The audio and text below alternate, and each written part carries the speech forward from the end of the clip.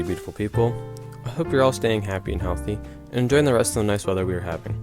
To commemorate the soon to end of a weird summer for a strange year, I decided to make a quick and easy drink recipe for anyone to enjoy the last bit of nice weather we have for the year or simply just for whenever. I'm going to show you 3 different drink recipes to make 2 iced teas and 1 iced latte. Let's get right into it. Before we get into the drinks, let's take a look at the teas we're going to be using. You can use any tea you want, but these are what I recommend you should use for each drink. We are going to be using a neutral English tea, peppermint tea, and a vanilla Earl Grey tea, or simply just Earl Grey. Each recipe calls for about 2 bags of each of these, but luckily tea is cheap so it's easy to make lots of these. Or chances are you already have them in your cupboard. First, we're going to be making a raspberry lemon iced tea. To start, get your kettle boiling. A good rule of thumb is that you're going to want to use about 1 tea bag for about 1 to 1.5 liters of water. Just depends on how strong you want the flavor. Get any heat-proof vessel, preferably with a handle, to put the tea bags in. I'm using glass mason jars for some aesthetic, and also so you can see the process, but since glass will melt from boiling water, so please don't use plastic containers so you don't melt the plastic slightly. You don't want to drink that.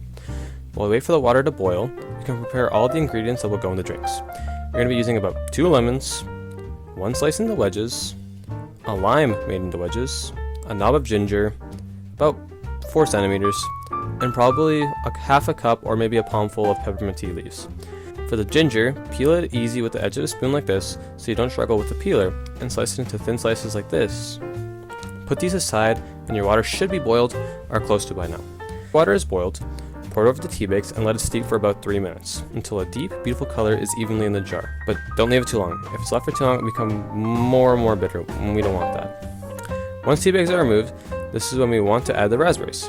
Take about 1 cup of raspberries and gently lower them into the scalding water with a spoon so you don't get a small geyser of boiled water splashing and burning you.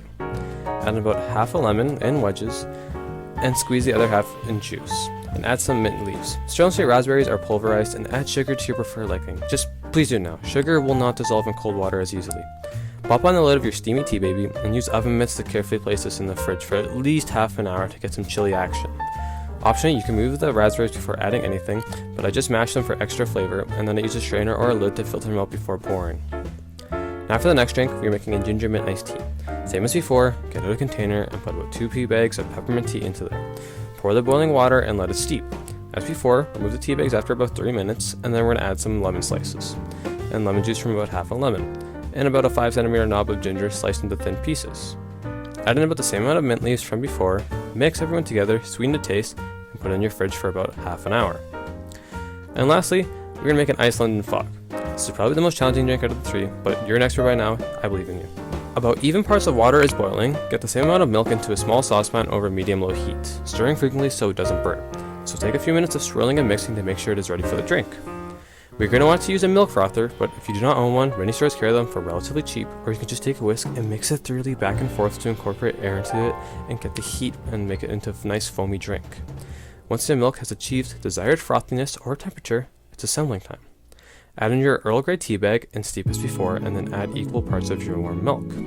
If you have a frother, this is when you do not want to follow my instructions of filling your cup all the way up to the lip and then turning on your frother about halfway in your drink, lifting it up and down to incorporate air. This is when you're just going to splash warm milk everywhere and water, literally creating your own indoor slip and slide. The best part about this cooking show is we're both going to learn as we go along. So maybe leave a few centimeters of room at the top instead, and try moving your frother up and down in the middle at a moderate pace to slowly incorporate air and get that froth. Now, add a lemon wedge and about a 1/4 teaspoon of vanilla extract, which is optional, and put to your fridge to get nice and chilled, about 20 to 30 minutes like the rest. So while we wait for our drinks to chill, this is a good time to get out some fancy glasses, some metal straws because we love sea turtles, and lots of ice. I'm using these 2 glasses for iced teas, and the plastic one to try and resemble something that you could get from a cafe. So like the order of this video, we're going to start with the raspberry iced tea. Add in your ice cubes to nearly the top of the glass, add in some peppermint leaves, a handful of raspberries, and lemon wedges to rub the rim of the glass, and put them into the drink. And finally, pour the iced tea optionally over a tiny strainer, and finish with your straw. For the ginger mint tea, add dry ice like the other, add some mint leaves, a few slices of your ginger, 1 wedge of a lime, and a lemon wedge, and pour over a tiny strainer. Finish with a metal straw and your drink is done. For the iced London fog, simply take it out of the fridge, pour over the ice, and struggle for a few minutes to put the lid on for the cafe aesthetic, so get your girlfriend to do it for you instead because you're an incompetent man-child. Once your identity crisis is done, drink with an optional straw, and then gaze upon all the new fancy drinks you have learned to create. These are a great treat for yourself and also a healthier alternative to the store-bought brands, saving your wallet and sugar intake if desired, because you probably have these all in your kitchen fridge right now. Thanks for tuning in today, and I hope you learned something new and useful for your kitchen arsenal. And until next time, stay hungry and stay curious.